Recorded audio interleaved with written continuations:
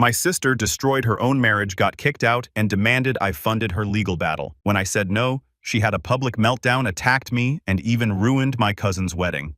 My sister Anna, who is 3 years older than me, was married 5 years ago to a truly great guy who we can call Derek. Derek's family has a good amount of money, so while they are not super rich, they are very comfortable, and he is also a successful professional who earns a very good income on his own. My sister, on the other hand, has never been very focused on building a career for herself, having worked some part-time jobs before she met Derek, but she never had any real savings or long-term plans to speak of. Her interests were always more in social activities and enjoying the moment, which is certainly her choice to make. When she and Derek decided to get married, his parents were quite involved in the planning, and they were paying for a large part of the wedding while also helping them with a down payment on a house. Because of this financial involvement, their lawyers suggested that a prenuptial agreement would be a wise decision. Derek was very gentle when he brought it up to my sister, explaining that it was mainly a measure to protect his family's assets and his own premarital savings, and he described it as just a standard procedure for his family. The prenup essentially stated that in the unfortunate event of a divorce, they would each leave the marriage with the assets they had brought into it.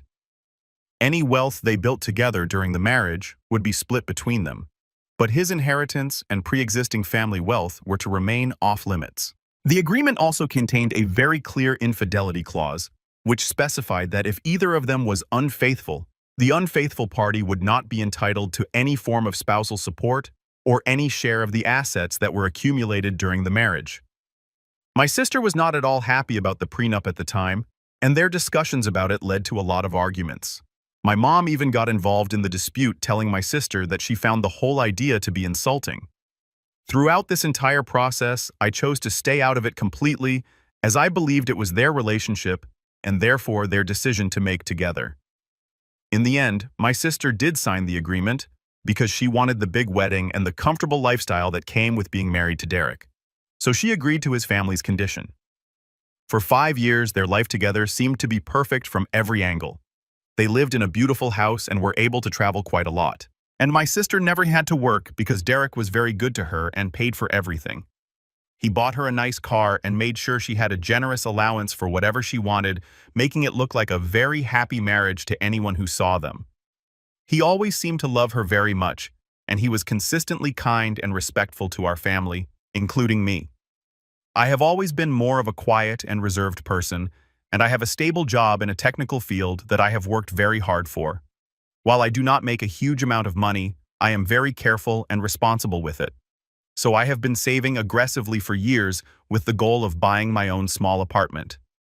This has been my single biggest focus in life, and my family knows this well. So they are fully aware that I have a substantial amount of money saved up. About a month ago, this entire situation completely blew up in a terrible way. My sister went out with some old friends from her hometown, and during the evening she ended up meeting her high school ex-boyfriend at a bar. One thing apparently led to another, and she ended up spending the night with him. She was not discreet about her actions at all, and someone who knows both her and Derek saw them together, who then told Derek's friend, who then proceeded to tell Derek. There was simply no way for her to deny what had happened, and when he confronted her, she admitted it to him. Derek was by all accounts completely devastated by the news, and he asked her to pack a bag and leave their house that very same day. He told her in no uncertain terms that he would be filing for divorce, immediately remaining completely firm on his decision because he said he could never trust her again. My sister then came to my mom's house in a complete state of distress, crying and saying that her life was over. For the past month, my mom's house has become the center of all this drama, while my sister has been staying there, spending her days calling lawyers and desperately trying to find a way to challenge the prenup she willingly signed. This all leads to what happened last night when my mom and sister sat me down for a very serious talk. They explained to me that the lawyers my sister has spoken to have all told her the same thing, which is that the prenup is very strong and ironclad, especially with the clear infidelity clause. They said that fighting it in court would be incredibly expensive, and the chances of actually winning were extremely low. My sister has no money of her own to fund such a fight, as she has no savings at all, despite the generous allowance Derek had given her for years, because she spent it all on clothes salon visits and lunches with her friends. My sister then explained that her only remaining option was to hire a very aggressive and very expensive lawyer who claims to specialize in challenging these kinds of agreements. She told me this lawyer believes there might be a small, slim chance to argue for some kind of settlement, but it would require a long and messy court battle to even attempt. Then they finally got to the main point of the conversation when my sister told me that she needed $50,000 for the legal retainer and the upcoming fees for this lawyer. She looked directly at me with my mom sitting right next to her and nodding in support. And she asked me to give her the money from my personal savings. I sat there for a moment just to make sure I had heard them correctly, as I could hardly believe they wanted me to give them the money I had saved for my apartment, the same money I had worked for every single day for the last 10 years. They wanted me to hand it over to my sister so she could try to get money from her husband, the man whom she had cheated on. I told them no. I remained very calm and collected when I just said, "No, I am not going to do that." The reaction to my refusal was immediate and incredibly explosive. My sister started screaming at me and calling me selfish, yelling that I had always been jealous of her and that I was happy to see her suffer now. She insisted that she was my sister and that family was supposed to help each other no matter what the circumstances were. My mom quickly joined in telling me that I had a duty to my sister and that I had plenty of money saved while my sister had nothing. She said I was being heartless and that I was letting her down in her greatest time of need, even going so far as to say that this was all Derek's fault for having such a horrible prenup in the first place, framing my sister as the victim. I did not argue back with them, and instead I just repeated that my answer was no. I told them that my savings were for my own future and that I would not be spending them on her legal fees. I also said that her situation was a direct result of her own actions because she signed the prenup and she was the one who was unfaithful. These were her choices, and I would not be the one paying for the consequences of those choices. I then stood up from my chair and left my mom's house. And since that moment, my phone has been blowing up with an endless stream of calls and texts from both of them. It has also expanded to include some of my aunts who have only heard my sister's emotional and one-sided version of the story. They are all calling me selfish and unsupportive for my decision. I have not responded to any of them, and I feel like I am living in a crazy world. I am the one who worked hard and was responsible, while she is the one who made a terrible mistake and is now facing the consequences she agreed to in writing. Yet somehow I am being positioned as the bad guy in all of this. So, Reddit, am I the asshole for refusing to give my sister the money I saved for my own home to fund her divorce battle? Update 1. I want to thank everyone who commented on my original post because it was incredibly helpful to see that I am not completely crazy for thinking the way I do. I have read a lot of the comments and the judgment seems to be overwhelmingly not the asshole, for which I appreciate the clarity. I still have not engaged with my family since the big blow-up, but the situation has unfortunately continued to get worse. So I thought I should post an update to document what has been happening since then. After I walked out of my mom's house that night, the angry texts and calls continued for 2 straight days without stopping. The messages were not just from my mom and sister Anna, because my mom had clearly called her sisters my aunts and had given them a very one-sided and emotional version of the events. As a result, I received long messages from 2 of my aunts telling me how deeply disappointed they were in me. They said that Anna had made a mistake but insisted that Derek was being cruel by throwing her out with nothing. They lectured me that family is all we have and that I should be there for my sister, with one of them even saying that money is just paper, but family is forever. It is very easy for them to say such things, since none of them have offered Anna any of their own money, and they just expect me to be the one to provide it. I decided not to reply to any of these messages, and instead put my phone on silent as I needed to focus on my work, and the constant notifications were making it impossible. After about 48 hours of this continuous barrage, the messages finally stopped, and I thought that maybe they had given up and were going to leave me alone. I was very wrong, because the silence was just a prelude to them trying a new strategy. A few days ago, my sister Anna made a long and emotional post on her social media account. She did not use my name directly, but it was very obvious to anyone who knows us who she was talking about. She wrote a long, sad story about how she was going through the worst time of her life, writing about being heartbroken and abandoned by those closest to her. Then she added a specific part about how some family members who you would think would be your biggest supporters can turn out to be the most selfish people of all. She continued by writing about how some people hoard their money and would rather watch their own family drown than offer a helping hand. And she ended it with a vague sentence about how you really learn who your real family is during hard times. Many of her friends who do not know the full story left comments full of support for her, writing things about how she was so strong and how terrible it was that she was being treated this way. Some of our shared acquaintances who follow both of us have been looking at me strangely lately, and I know it is because they saw the post. My sister has always been very good at playing the victim, which is a skill she has been honing our whole lives.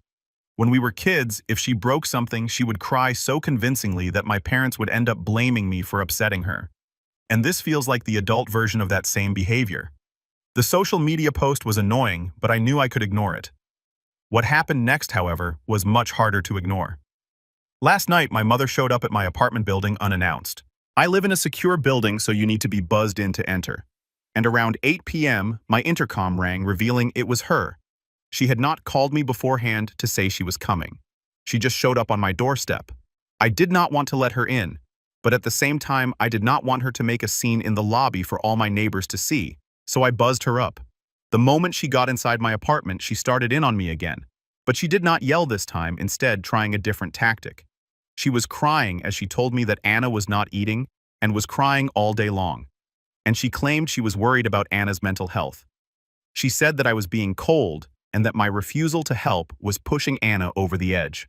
She informed me that Derek had officially served Anna with divorce papers and had already canceled all of her credit cards, leaving her completely dependent on my mom, who is retired and lives on a fixed income. She then went on to talk about my savings again, saying things like, "You have all this money just sitting in a bank account where it is not doing anything while your sister is suffering right now.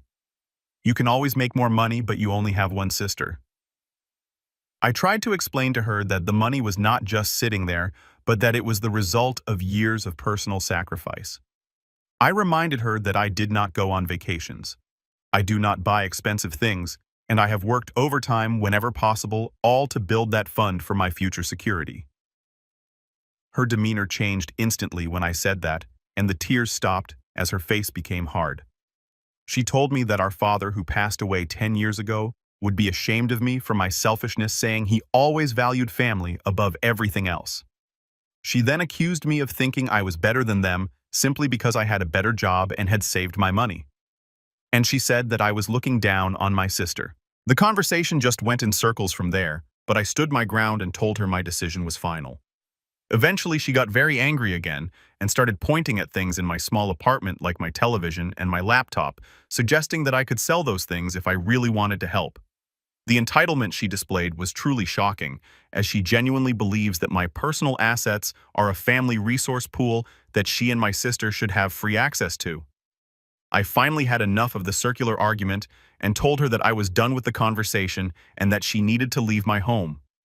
She flatly refused, sitting on my couch and stating she would not leave until I agreed to help my sister. I then told her that if she did not leave, I would have no choice but to call building security.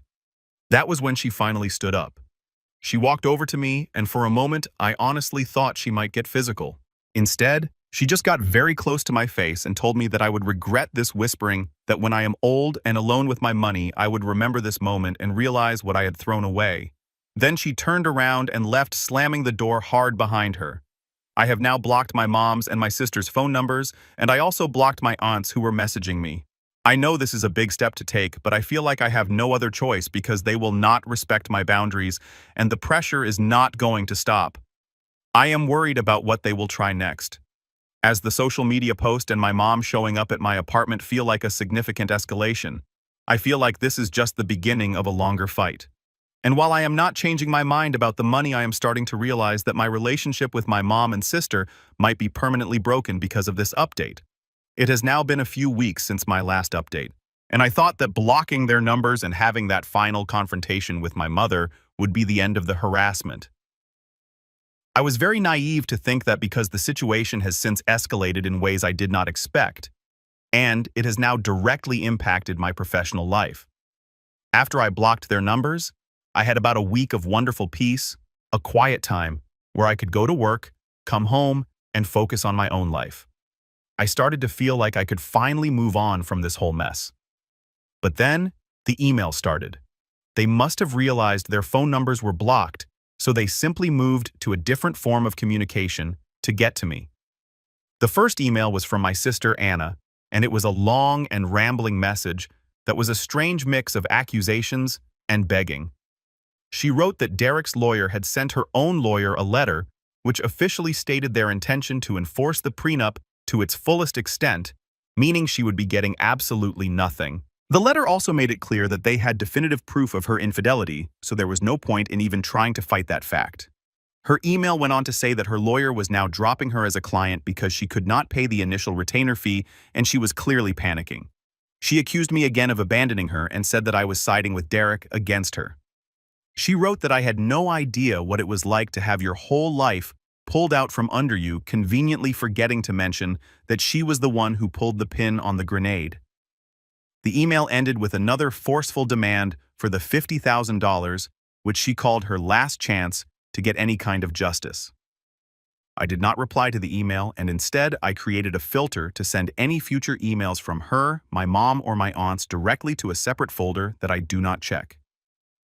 A few days after that email, I was at work. Around 11 a.m. I was in the middle of a meeting with my team when one of the receptionists came over and quietly told me that I had a visitor waiting in the lobby. I was not expecting anyone, so I was confused. And when I got to the lobby, I was completely shocked to see my mother sitting there. I had never told my mother the exact name of my current company, but I suppose she figured it out somehow. I walked over and asked her what she was doing here, making sure to keep my voice low because the receptionist was right there at the desk.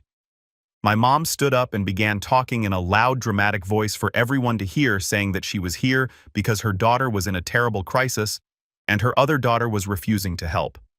She claimed that she did not know what else to do and that she was feeling desperate.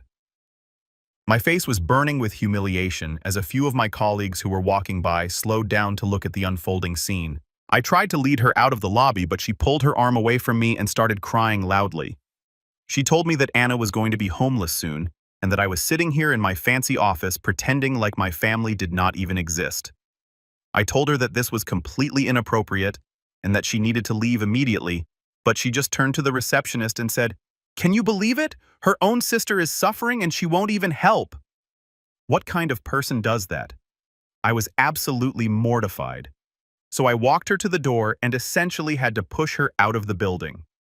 She stood on the sidewalk just outside the glass doors and stared at me with a look of pure anger. I went back to my meeting and tried to pretend like nothing had happened, but it was impossible. My boss came over to my desk later in the day to ask if everything was okay. And while he was very professional about it, it was clear that the incident had caused a significant disruption. I just told him it was a private family matter and assured him that it would not happen again. That evening, I was so angry that I could barely think straight because showing up at my job was a line I never thought even she would cross. It was such a clear and manipulative attempt to use public shame to get what she wanted. The next day, things managed to get even worse when Anna somehow found my work email address. She sent a new email not just to me, but she also copied in my boss, whose email is listed on the company website, as well as the general HR email address for the company. The email she sent was a complete and utter fabrication of the truth, in which she wrote that I was withholding family funds that were supposed to be shared between us after our father passed away. She claimed that I was financially abusing my position as the supposed executive of his will, which is not true, as I am not and never was the executive of anything, and was leaving her destitute. To make her story more convincing, she attached a copy of the divorce filing from Derek's lawyer to prove her desperate situation, painting me as a cold, calculating thief who was stealing from her own sister. This created a massive problem for me at work, and my boss called me into his office immediately with a representative from HR, and they had her email printed out on the table. They were very serious, as they told me that these were very grave accusations and that the company had to take them seriously for legal reasons. I had to explain the entire miserable situation to them. I had to show them the text messages and the previous emails from Anna and my mom to prove the long pattern of harassment and to show that the story in her email was completely false. I had to explain that there were no family funds and that the money was my personal savings from my own salary. My boss and the HR representative were understanding in the end, as they could see from the evidence that I was the one being harassed. However, they told me very sternly that I had to make sure this family drama did not spill over into the workplace again. They documented the incident, and while they assured me it would not affect my job, it is now a part of my permanent employee record. I was forced to have a lawyer send a formal cease and desist letter to both my sister and my mother, demanding that they stop contacting me at my workplace. The stress from all of this is unbelievable because my sister did not just try to embarrass me. She actively tried to damage my career and my professional reputation. This was no longer about getting help from me. This was clearly about getting revenge. Because she could not get my money, she decided to try to hurt my ability to make money for myself. I am now looking into what legal options I have if this harassment continues, because I am almost certain that it will. Update 3. Hello again. A lot has happened since my last update, where I described the terrible incident of my mother showing up at my work and my sister emailing my boss. The legal letter that I sent seemed to work for a short while, as the emails and direct contact stopped for a time. However, the conflict has now escalated into something physical and, frankly, quite frightening. After the incident at my job, I made a conscious effort to completely wall myself off from them, and I went so far as to change my personal email address. I also tightened my social media privacy settings to the maximum level possible. And while it felt like I was living in a fortress, it seemed necessary for my own peace of mind. I focused on my work and on my plan to buy an apartment, and I actually put in an offer on a small place, which was accepted. For the first time in months, I felt a real sense of forward momentum in my own life. That sense of peace was completely shattered last weekend when we had a cousin who was getting married. I was very hesitant to go to the wedding because I knew my mother and sister would be there. But the cousin getting married is someone I have always been close to, and I did not want to miss her wedding because of their drama. I thought that we could, as adults, at least be civil in a public setting for a few hours for the sake of our cousin. But this turned out to be a significant miscalculation on my part. I arrived at the reception hall and did my best to keep a low profile, finding a table with some of my friends where I tried to just blend in. I saw my mother and Anna across the room, and I could feel them watching me. For about an hour, nothing happened, and they stayed on their side of the room while I stayed on mine. So I started to relax a little bit. Then, during a quieter moment when the band was on a break, Anna started walking deliberately towards my table. She was holding a glass of red wine, and her face was set in a hard, angry expression as she approached. My friends at the table all tensed up, as they know parts of the story of what has been happening. Anna stopped right in front of me and did not say anything at first. She just stared at me with an intense look. Then she started talking. She said that she had seen on social media that I was buying an apartment, which a mutual friend must have mentioned. She then said that it must be nice to be buying a home while she was about to be kicked out of my mom's house because my mom can no longer afford to support her. I did not engage with her provocations and just looked at her, telling her that this was not the time or the place for this conversation. Her eyes narrowed at my response, and she said, "You have no heart. You are just like our father, cold and selfish." The mention of our father, especially in that context, was a very low blow, and it was the same line my mother had used on me before, which seems to be their go-to weapon. At that point, I stood up from my chair and told her I was leaving, as I did not want to cause a scene at my cousin's wedding. As I turned to walk away, she did something I never would have imagined in my wildest dreams, and she threw her entire glass of red wine all over me. The dark liquid covered the front of my dress, which was a light color, and was instantly and completely ruined. The entire table gasped in shock, and people at nearby tables turned to look at the commotion. I was in shock for a second, but then an incredible amount of anger washed over me, and I turned back to face her. Before I could say or do anything, she lunged at me and started trying to scratch at my face, all while screaming about how I had ruined her life. It was a complete and total public meltdown in the middle of the wedding reception.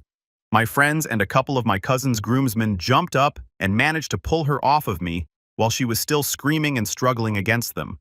My mother then rushed over, but she did not come to control her daughter. She came to defend her actions.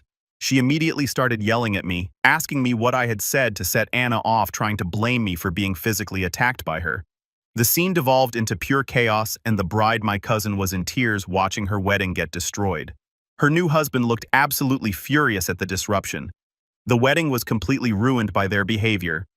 Security from the venue eventually came and escorted both Anna and my mother out of the building, and they were shouting insults the whole way.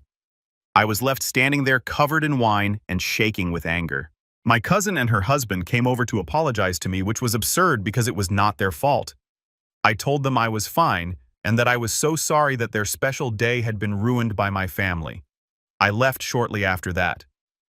The next day, I had visible scratches on my arms and neck from where Anna had grabbed me. So I went to the police station. I filed a formal report for assault against her, and I provided them with the names of the witnesses from my table and the contact information for the venue security team. I am done being passive in this situation because my sister physically attacked me and my mother enabled and defended it. This is no longer just a family disagreement about money. It has become a serious matter of my personal safety. I have also been in contact with a lawyer about getting a restraining order against them, and that process has now been started. I never in my life thought that I would be taking legal action against my own sister and mother, but their escalating behavior has left me with no other choice. They have harassed me, tried to ruin my career, and now they have physically assaulted me in a public place. There is no coming back from this point, and any possibility of reconciliation, no matter how remote it might have seemed, is now completely gone. They have shown me who they truly are, and my priority now is to protect myself both legally and physically. Final update. This will be my final update on this entire matter. The events of the past few months have finally reached their conclusion, although it is not a happy one by any means. I am writing this mostly for my own sense of closure and to document the final outcome for anyone who has followed this difficult story. After the assault at my cousin's wedding, I moved forward with the legal actions that I had mentioned in my last post. The police report that I filed led to official charges of assault being brought against my sister Anna, especially since there were more than enough witnesses who were willing to give statements about what they saw happen. The legal process is quite slow, but it is moving forward as it should. I was also successful in obtaining a restraining order against both Anna and my mother, which a judge granted after hearing my testimony and reviewing all the evidence I provided. This evidence included the emails they sent to my work, the documentation of my mother's visit to my office, and the official police report from the wedding assault. They are now legally required to stay away from me, my home, and my workplace. And they are not allowed to contact me directly or indirectly. It may just be a piece of paper, but it provides a clear legal boundary that has severe consequences if it is ever crossed. The closing on my apartment went through without any issues, and I now live in my own home. It is a small place, but it is mine. And more importantly, it is a quiet place of safety where no one can show up unannounced to harass me. The process of moving and setting everything up has been a welcome distraction from everything else. And it feels like the one positive thing that has come out of this entire miserable year. The aftermath in our wider family has been grim and sad to watch. My mother and Anna have become completely isolated from everyone because after the spectacle they made at the wedding, no one is taking their side anymore. My aunts, who were so quick to message me with their disappointment at the beginning, have been completely silent. I heard through my cousin that my mom has been calling them, trying to get them to talk to me on her behalf or to lend her money, but they have all firmly refused to get involved any further. Anna's divorce from Derek is now final, and as everyone expected, the prenup was enforced fully and completely. She received none of his assets and no spousal support. And I heard she had to sell the car he had once given her just to pay for some of her initial legal consultations and her basic living expenses. My mother's financial situation is not good either, as she is on a fixed retirement income and simply cannot afford to support a second adult indefinitely. From what I have been told by my cousin, their relationship has become very strained, and they are living together in my mom's small house where the stress and resentment are constant, leading to frequent and loud arguments. Anna has apparently not made any effort to find a job, and it seems she is still waiting for a magical solution to appear out of thin air. I have not seen or spoken to either of them since the wedding, and my life is much quieter now, though it is also lonelier. My mother and sister, for all their terrible faults, were a significant part of my life, and now that part has been completely amputated. Thank you for reading.